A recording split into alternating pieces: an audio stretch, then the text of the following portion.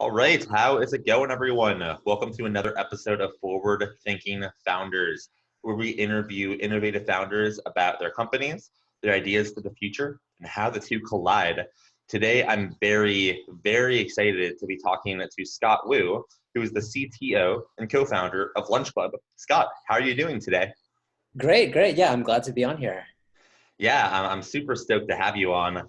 I have admired Lunch Club since I first tried it, especially the technology behind it. So to be talking to the CTO is quite an honor. So appreciate you coming on. With all that, let's jump right into it. So Lunch Club, what are you working on?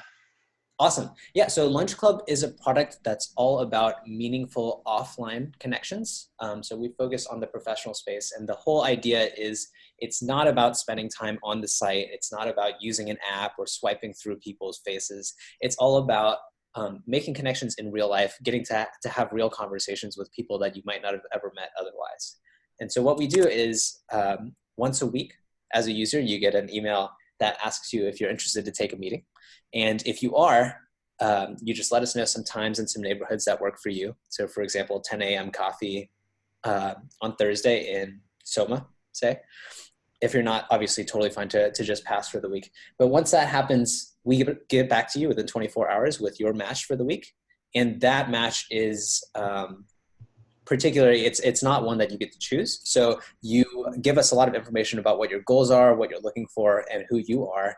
But the match itself is made by the system, and you're expected to go on that match. So as a user, I give some information about me, and then your platform, Lunch Club, you decide, hey, like this week I want to match this person up with this different person, and they have probably similar characteristics or whatnot. That's a great it's a great idea, I think, for the reason that you're trying to get people meeting offline and not just online. Can you go into the why behind wanting to get people mixing and mingling and making friends in the real world versus on an internet chat room or something like that?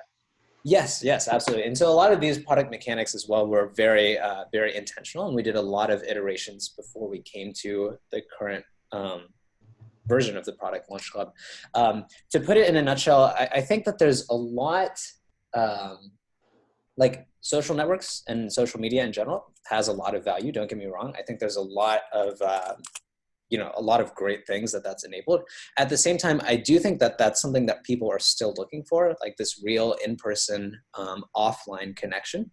And I think especially in the professional space, you tend to see that also has much higher signal to noise ratio and just ends up being a lot more valuable. If you think through, the most valuable connections or the most valuable people that have helped you in your career, often, that's not the kind of thing where you guys just exchange a couple messages in a chat room. It's a lot more about, meeting someone in person, building that relationship over a long time, and kind of a much more meaningful connection than that. I completely agree.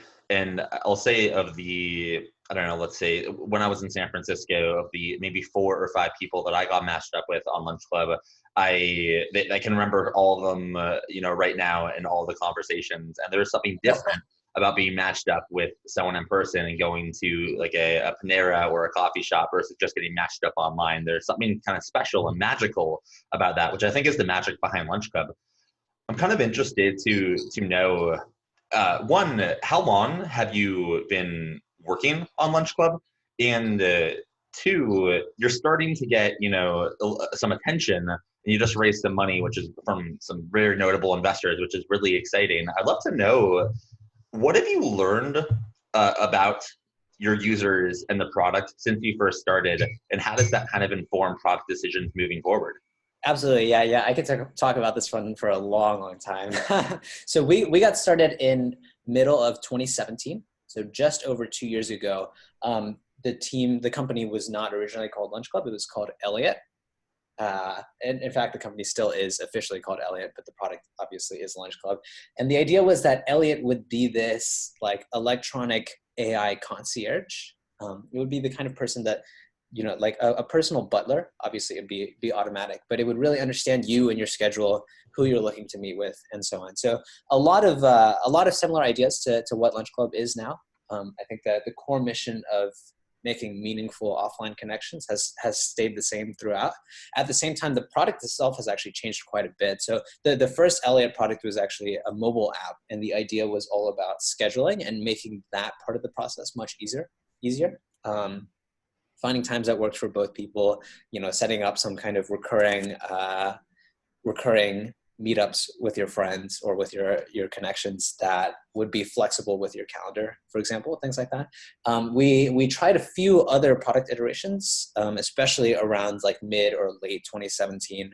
And one of them was like a personal CRM. One of them was like a different mobile app where you could meet new people, all of these kinds of things. And and eventually we came to Lunchclub, right?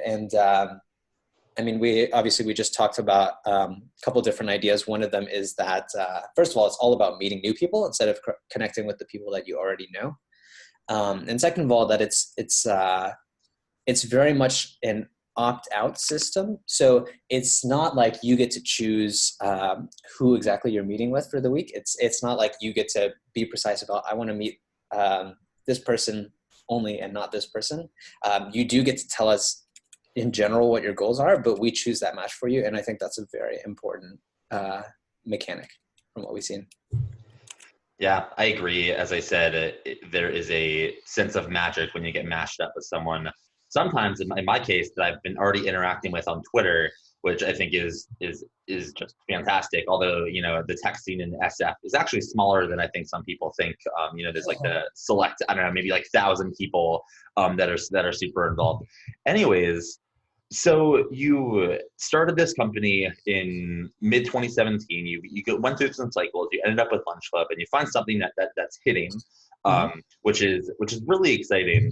I'd love to know, what is the right now, I would say short term, let's say year to 3 years out, what are you trying to do with Lunchclub? What are you trying to accomplish? What type of people are you going after, just in the short to midterm? Yeah, makes sense. So I think the stage that we're at right now is, so just to tell you a little bit more. So we're in 8 different cities. SF, New York, LA, London are the big ones. We also have a few other smaller cities. And in general, I think we're starting to see some pretty broad traction across a lot of different groups. So entertainment professionals in LA, for example, investment bankers in London, finance people in New York, all these kinds of kind of like niches of industries, levels of experience, all of these different kind of axes, right? And I think that the big test ahead of us and the big challenge ahead of us is growing to a massive scale while maintaining that same amount of quality that we're at right now. So right now, I love obviously hearing when users enjoy the product. So it's great to hear that you've had a good experience. I think in general, a lot of the users, I would say, feel that way, where they've taken quite a few meetings. They feel a real sense of community. They've met a lot of really, really helpful people, and just made a lot of meaningful connections. And so, I think the big challenge comes down to growth, and it comes down to the data as well. Whether that problem is a problem that we can solve at scale, and whether we can, successfully get to that scale. So that's I think the big test ahead of us for the next year or two. Sounds like an exciting challenge, and for you specifically as the CTO, it sounds like you definitely have a fun opportunity on your hands in trying to build the solution that enables high quality at scale, which is really exciting. Something I would like to kind of move into now is go less about specifics into Lunchclub and more about the general industry and trend that you're kind of playing on. So Lunchclub is something that I've never actually heard anything else quite like it. It's not like a obvious, it's fintech or future of work or something else. So I'm kind of curious to hear from you. What would you categorize Lunchclub as in regards to what industry it kind of is in, or is it its own thing? Yeah, I know what you mean. It is hard to categorize. I think my overall feel on it is essentially that. So to tell you a little bit about my own personal story, I come from a very technical background. I grew up actually in Baton Rouge, Louisiana. and I was very into math and programming. And as you can imagine, it was pretty tough to find other people with similar interests to me. And eventually the way that I did was through these competitions. So there are lots of math and programming competitions that I could participate in, even if it was, I might have been the only person in my school doing it. It was a way to compete against other kids across the country or even across the world, and to just like meet people with similar interests. I eventually became the world champion of competitive programming in 2014. But I think a lot of that, and a lot of the reason that I'm here in the Valley now comes down to the fact that these competitions gave me that opportunity, right? And to meet people and to learn the kinds of things that I needed to learn. And with different people, I'm sure there's kind of different sources and different sparks that really brought that out.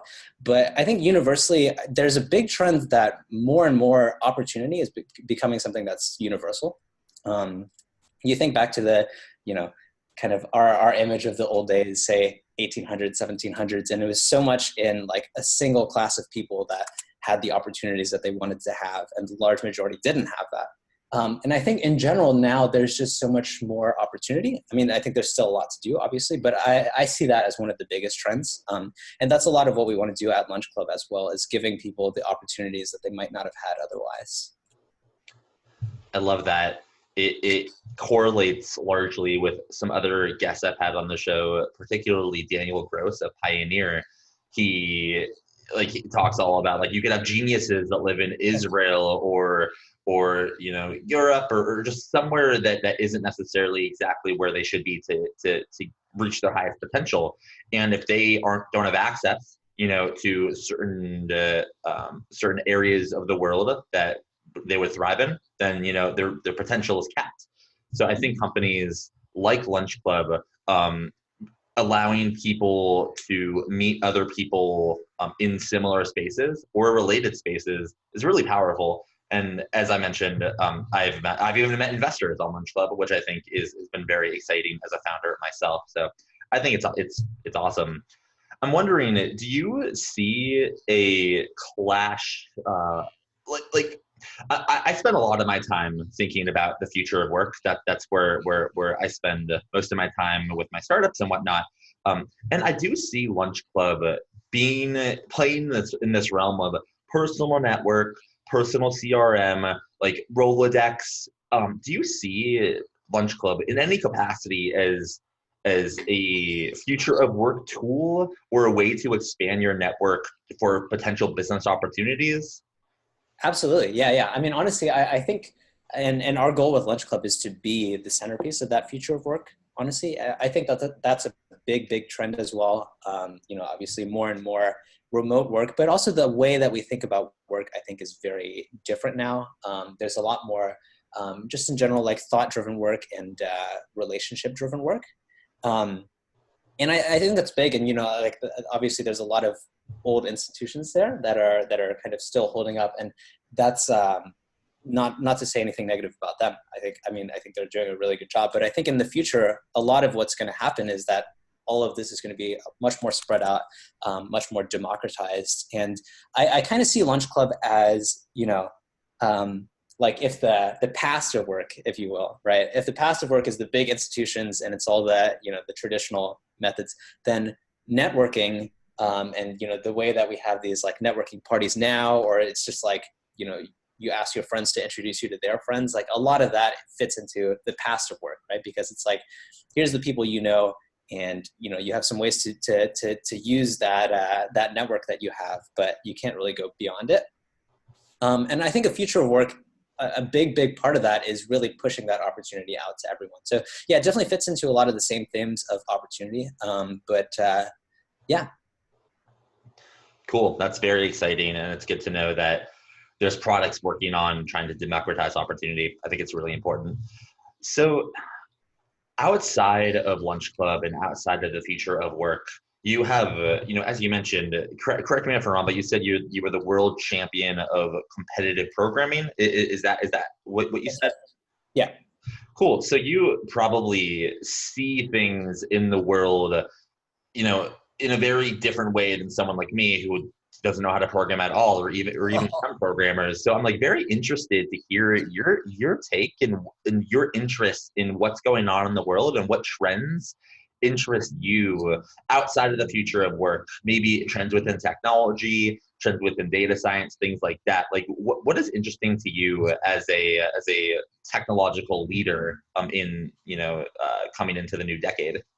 For sure. Yeah, yeah. I mean, I can talk about some trends that I think like are directly affecting both of us already. I think one of them that's really big and really exciting, I think, is that innovation in general has just gotten a lot more open, and it's gotten a lot more doable. Like, starting a startup is still hard, don't get me wrong, but I think it's a lot easier than it used to be. And part of that is through all of the tools that we have now, even AWS or all of these like Heroku, GitHub, like all of these technical tools that just make it a lot easier, and that do a lot of the building blocks for you so that you can focus on the most important parts of your company. I think that that's a really exciting innovation, and I'm looking forward to see that continue. Other than that, I mean, I think transportation is also a really exciting in a really exciting place.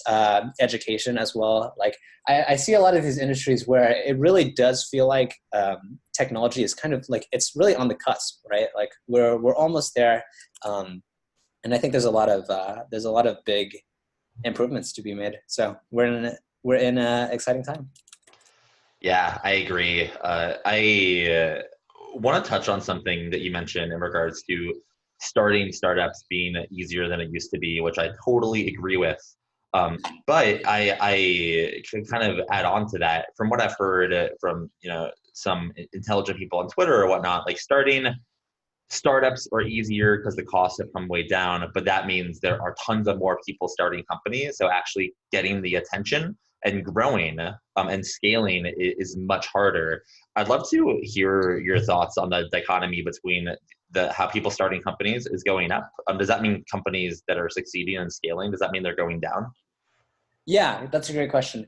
Yeah, and I mean, I think it comes back to the kind of the same thing that we were talking about with opportunity. If lots and lots of people are starting companies, and only the very, very best of them are succeeding, I actually don't think of that as a failure. I think most founders, if not all founders, like come into it understanding, hey, there's a really good chance that this isn't going to work out, right? And whether it's for the experience or whether it's the mission that you really care about, or whether you feel like regardless of that low probability, it's worth a chance anyway. At some point you had to talk it through and realize that this is what you wanted to do anyway. And I think that, I think that it is definitely true that like, it's hard to succeed as a startup and it's hard to get really big. But I do think that like we're much, much closer to this, this meritocratic kind of future than we were in the past, where, you can come from anywhere really, and there's you're still part of the pack and you still stand a fighting chance among everyone else. So I love that. That's fantastic.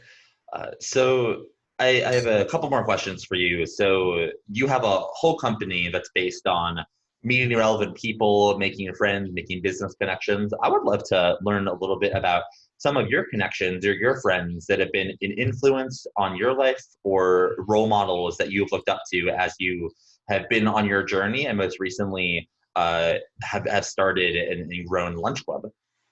yeah, for sure. So I have to start with the cheesy answer, which is my co-founders. So Vlad, the CEO, someone I've worked very closely with for the past 4 or 5 years. We first worked together at Adapar. And yeah, I mean, I think that he's been a big influence on me, and he's taught me so much along this way. And I'm especially grateful for that. Haley as well. Haley joined our team at the start of this year. So it's been almost a year now. In fact, a little bit more than a year, kind of when we first met her and started talking with her. And she's been fantastic as well, just seeing her ideas on community, seeing her ideas on growth, and also even just that attitude of, getting things done, making it happen. So those are the first two that come to mind for sure. I guess another cheesy answer that comes to mind, of course, is my parents. I think a lot of the way that I think about the world is obviously based off of them. And my parents, for example, were they're immigrants from China. They're now U.S. citizens, but they were born in the communist regime of China, and they were able to make it out and come to grad school in the United States. And like obviously, that's given me all of the opportunities that I have now. Yeah, I mean, those are the big ones that come to mind. But there's so many people. Yeah, I think there are so many people in the world that have almost a subconscious impact on you and on me, on everyone, that it's just I feel like life is about taking tidbits of different types of people and what they have to say, and then forming our view and worldview and opinion on stuff around that. So I think everyone has hundreds of micro mentors in some capacity like that. So that's yeah. Definitely. And honestly, I mean, this goes back to the startup community, but I think that's definitely one of the coolest parts about the, for example, the founder ecosystem, or even just kind of like tech and Silicon Valley as a whole. I think that, no matter where you are in tech, you just run into so many people who are passionate, who are motivated, who are talented. And I mean, I think that has a lasting effect. Yes, it definitely does. It's everyone's, I feel like most people are optimists in tech. Everyone thinks of what can be, what can we build. And although sometimes too much optimism isn't a good thing, it is nice to be around a room full of optimists who think, what if, what can we build? So I fully agree with that. So I have one more question for you before we wrap up the podcast. So you have had so far a very impressive career, and it seems like the best is only in front of you with Lunchclub. I'd love to hear some kind of, if someone was asking you, hey, like I want to build a company, I want to get into startups, I want to change the world, but I don't really necessarily know how. What advice would you tell a young aspiring founder who wants to build a big company but doesn't know how to get started? Yeah, that's a good question. One thing that comes to mind, which I would have loved to hear, is that over the years, there's been so many people that, people who kind of like I'd heard of in the news, or were just kind of like a name that's been floated around as someone who's been successful, right? And I would have loved to talk to them and to hear their ideas and everything.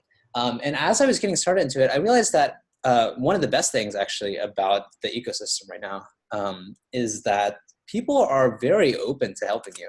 And in a way that's like almost surprising. Like you can send cold emails or cold messages to a lot of these people, and they'll respond, and they'll take the time to chat with you and give you some advice. And so, yeah, I mean, that's one of the big things that comes to mind, is that people are not as far away as they seem. I mean, even these big like celebrity founders, celebrity investors, like they're really not as far away as it looks. Another one, which is obviously cliche, is not to give up. And I don't mean that in the sense of, a particular company. Obviously, like I said, like we went through multiple different products, or, who knows, like maybe in the long term, like I'll be going through multiple different companies. And, in that sense, like, of course, it's good to understand, what the potential is of what you're working on, whether that's something that you want to be pursuing. But I think the long-term vision of like, believing that, after all is said and done, you can do it and you can make it happen.